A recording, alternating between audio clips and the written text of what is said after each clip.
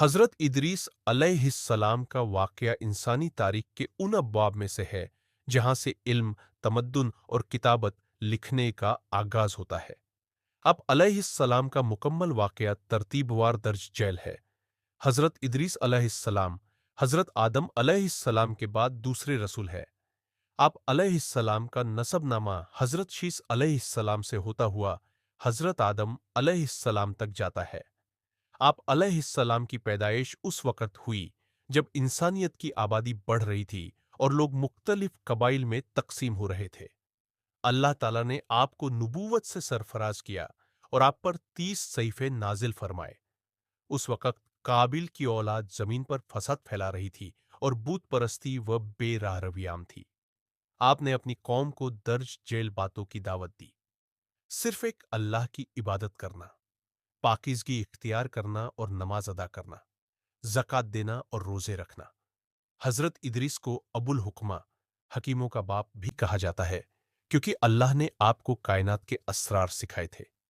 آپ نے انسانیت کو درج ذیل فنون سکھائے: کتابت، رائٹنگ۔ آپ پہلے انسان تھے جنہوں نے قلم سے لکھنا شروع کیا۔ خیاطی، ٹیلرنگ۔ آپ سے پہلے لوگ جانوروں کی کھالیں پہنتے تھے۔ آپ نے کپڑا بننا اور سوئی سے لباس سینا سکھایا۔ علم نجوم و حساب، ستاروں کی چال، وقت کا حساب اور ریاضی کا علم آپ ہی نے متعارف کروایا۔ شہر ساجی، آپ نے زمین پر شہروں کی تعمیر کے نقشے بنائے اور لوگوں کو منظم زندگی گزارنا سکھایا۔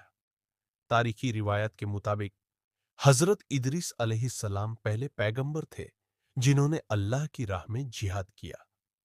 آپ علیہ السلام نے گھوڑوں کو سدھایا اور قابیل کی بدکار اولاد کے خلاف لشکر تیار کیا تاکہ زمین سے ظلم کا خاتمہ کیا جا سکے۔ روایات میں آتا ہے کہ آپ کی عبادت اس قدر زیادہ تھی کہ روزانہ تمام انسانوں کی مجموعی عبادت کے برابر آپ کا عمل آسمان پر جاتا تھا۔ اس سے متاثر ہو کر فرشتے آپ کی زیارت کے لیے آتے تھے۔ ایک مشہور واقعہ ہے کہ حضرت ادریس علیہ السلام نے ملک الموت عزرائیل علیہ السلام سے دوستی کی اور ان سے خواہش ظاہر کی۔ حضرت ادریس علیہ السلام نے ملک الموت حضرت عزرائیل علیہ السلام سے کہا: مجھے موت کا مزہ چکھا دو، دیکھے کیسا لگتا ہے۔ ملک الموت نے اللہ کے حکم سے روح قبض کر کے دکھا دیا۔ اس کے بعد پھر کہا: مجھے دوزخ بھی دیکھنے کا دل کرتا ہے۔ اللہ کے حکم سے فرشتے نے آپ علیہ السلام کو آسمانوں پر لے گیا اور دوزخ دکھا دیا۔ ادریس علیہ السلام نے پھر کہا: مجھے جنت بھی دیکھنے کا من کر رہا ہے۔ فرشتے نے انہیں جنت بھی دکھا دی۔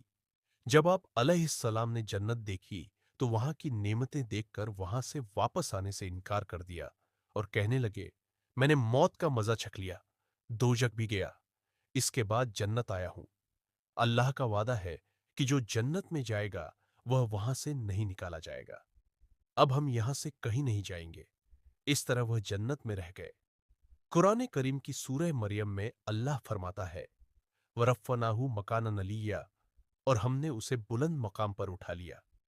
معراج کا واقعہ: جب نبی کریم صلی اللہ علیہ وسلم معراج پر تشریف لے گئے تو آپ صلی اللہ علیہ وسلم کی ملاقات حضرت ادریس علیہ السلام سے چوتھے آسمان پر ہوئی۔ اکثر مفسرین کے مطابق آپ علیہ السلام کی روح چوتھے آسمان پر قبض کی گئی اور وہیں آپ علیہ السلام کا قیام ہے۔ حضرت ادریس علیہ السلام کی زندگی ہمیں یہ سبق دیتی ہے کہ ایک مومن کو نہ صرف روحانی طور پر مضبوط ہونا چاہیے، عبادت، بلکہ اسے دنیاوی علوم، سائنس، ہنر، قلم میں بھی مہارت حاصل کرنی چاہیے۔